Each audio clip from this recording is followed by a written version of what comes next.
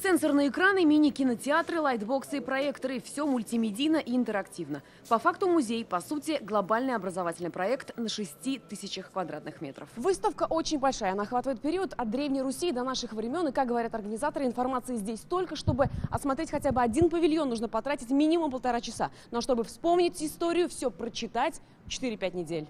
Периоды разделены по павильонам. Здесь же свое место занял и татарстанский компонент – истории хунов, происхождение тюркских народов и возникновение Волжской Булгарии. Проведена татарскими коллегами выдающаяся работа и в области давней нашей истории, и в области новейшей истории. Это одна из лучших экспозиций с региональным контентом. Очень глубоко, серьезно, взвешенно и очень познавательно.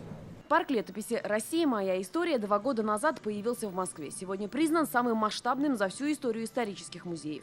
Уже открылся в 6 городах России, сегодня в Казани. Такие проекты особенно нужны и важны сейчас, когда интерес к истории растет, говорят эксперты. Она становится даже более непредсказуемой, чем будущее. Захватывает, очень интересно, очень познавательно, очень полезно.